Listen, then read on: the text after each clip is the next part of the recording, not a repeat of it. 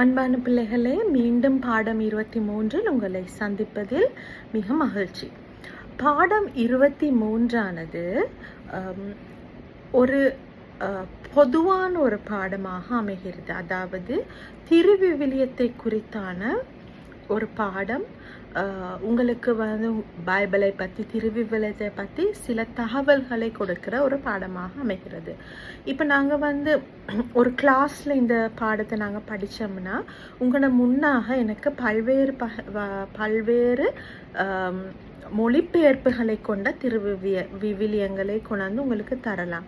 பொதுவான மொழிபெயர்ப்பு, அதற்கு முன்னதாக வந்த மொழிபெயர்ப்பு, அவ்வாறு பல்வேறு காலத்துக்கேற்ப மொழி நடைகளுக்கேற்ப இந்த வேதாகமம் மாற்றமடைந்து கொண்டு வருவதை நாங்கள் அதனூடாக காணக்கூடியதாக இருக்கும்.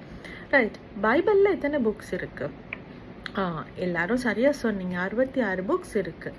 அந்த 66 புக்ஸில் உங்களுக்கு பிடித்தமான புக் என்னது? அந்த புக் உங்களுக்கு பிடிக்கும். இப்போ எனக்கு உங்களுக்கு சொல்ல முடியாதானே, அதனால் அதுகளை நீங்கள் உங்களோட மனதில் சிந்தனை செய்து கொள்ளுங்கள். ரைட், அப்போ இந்த பைபிளில் 66 புத்தகங்கள் இருக்குது. அந்த 66 புத்தகங்களையும் ஒரே நபர் எழுதினாரா, இல்லாட்டி பல்வேறுபட்டவர்கள் எழுதினாங்களா?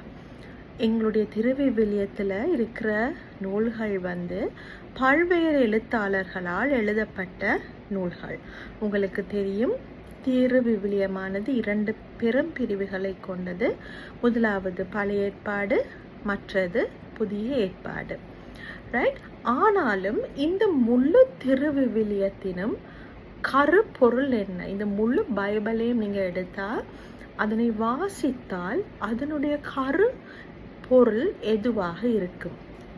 அது மனிதரின் மீட்புக்காக கடவுளின் செயற்பாடு என்பதை குறித்தது ஆகும். எங்களை மீட்டெடுப்பதற்காக கடவுள் செய்த செயற்பாடுகள் என்ன என்பதையே இந்த வேதாகமம் நம் மத்தியில் வைக்கிறது. ரைட், இப்போ உங்களுக்கு தெரியும், பைபிளில் நம்ம கூடின மாதிரி பழைய ஏற்பாடு இருக்குது, புதிய ஏற்பாடு இருக்குது. பழைய ஏற்பாட்டில் இருக்கிற நூல்கள் என்னதுன்னு நான் யார்கிட்டையாவது கேட்டால், உங்களால் வரிசையாக ஒழுங்கின்படி அந்த நூல்கள் எவை என கூற முடியுமா? கஷ்டம் தானே. ஆயினும் இந்த பாட இறுதியில் உங்களுக்கு கொடுக்க போகிற சேலஞ்ச் அதுதான். நீங்கள் வேத புத்தகங்களை அதன் வரிசைக்கேற்ப நீங்கள் கற்றுக்கொள்ள வேண்டும். அடுத்து அதே மாதிரி தான் புதிய ஏற்பாடு நூல்கள், அதையும் நீங்கள் கற்றுக்கொள்ள வேண்டும். அதற்கு மேலதிகமாக இந்த 66 நூல்களுக்கு மேலதிகமாக கத்தோலிக்க மத பைபிள் நீங்கள் எடுத்து பார்த்தீங்களா, இன்னும் 7 மேலதிக நூல்கள் காணப்படும். அவை தூக்கத்தின் நூல்கள் என்று கூறுவார்கள். அந்த நூல்கள் உங்களுக்கு பார்க்கணுன்னா நீங்கள் ஒரு கத்தோலிக்க ஒரு ஃப்ரெண்ட் ஒரு ஆள்கிட்ட இருந்து நீங்கள் அவங்களோட பைபிள் எடுத்து நீங்கள் பார்க்கலாம். ரைட், அப்போ இந்த கடவுளின் வழிகாட்டலை எங்களுக்கு கொடுக்கிறது இந்த திருவிவிலியம். இந்த திருவிவிலியத்தின் மூலம் நாம் கடவுளின் வழிகாட்டல் மாத்திரமல்ல, கடவுளின் ஆசீர்வாதத்தையும் பெற செயற்பட முடியும். திருவிவிலியத்தை நாள்தோறும் வாசித்து நமது வாழ்வுக்கான வழிகாட்டலை பெற்றுக்கொள்ள முடியும் என்பதை நீங்கள் விசுவாசிக்க வேண்டும் பிள்ளைகள். அதாவது இந்த பைபிள் நீங்கள் ஒவ்வொரு நாளும் வாசிக்கும் போது, கடவுள் உங்களுடன் பேச உடன்படும் போது, உங்களுக்கு உங்களுடைய வாழ்வு மிக ஒரு வெற்றிகரமான, ஒரு அமைதி நிறைந்த, ஒரு சாட்சியுள்ள வாழ்க்கையாக மாறுகின்ற ஒரு வாழ்வாக அமையும். அது மாத்திரமல்ல, நீங்கள் திருவிவிலியத்தை வாசிக்கும் போது தூய ஆவியானவர் உங்களுக்கு அந்த திருவிவிலியத்தில் இருக்கிற கருப்பொருளை விளங்கி கொள்ள வழிகாட்டுவார் என்பதையும் நீங்கள் அறிந்து கொள்ள வேண்டும். அப்போது இந்த திருவிவிலியம் பல்வேறு பாடுகள் மத்தியில், பல்வேறு இன்னல்கள் மத்தியில், பல்வேறு எழுத்தாளர்கள் ஒன்று கூடி இந்த திருவிவிலியத்தை எங்களுக்காக தூய ஆவியின் வழிநடத்ததினால் இந்த திருவிவிலியம் ஒரு வேத புத்தக வடிவிலே நமது கைகளில் இருக்குது.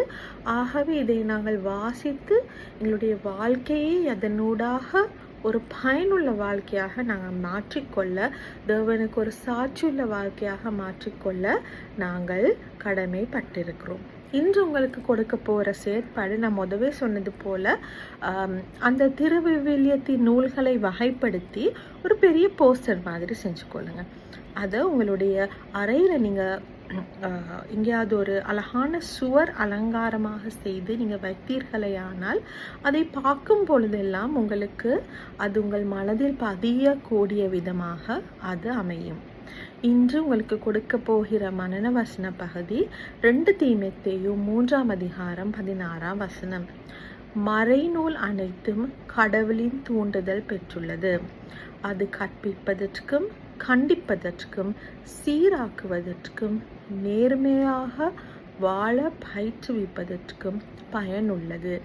ஆகவே பிள்ளைகளே, நீங்களும் இந்த திருவிவிலியத்தை வாசித்து, இந்த வேத புத்தகத்தை வாசித்து உங்களுடைய வாழ்க்கையை பயனுள்ள வாழ்க்கையாக மாற்றிக்கொள்வீர்கள் என நான் நம்புகிறேன். நாங்கள் கண்களை மூடி ஜெபிப்போம். அன்பும் இரக்கமுள்ள எங்கள் நல்ல கர்த்தாவே சுவாமி, நீர் எங்களுக்கு தந்த இந்த அதிசயமான அற்புதமான இந்த நூலுக்காக உமக்கு நன்றியானவரே. அப்பா பிதாவே சுவாமி, இதை நாங்கள் முழுமையாக வாசித்தானவரே சுவாமி, அதன் ஆழங்களை, அதன் உண்மைகளை, அதன் அர்த்தங்களை அறிந்து கொள்ள எங்களுக்கு கிருபை செய்யும். எல்லாவற்றையும் பாதப்படியில் வைக்கிறேன் பரமராஜாவே. ஆமேன்.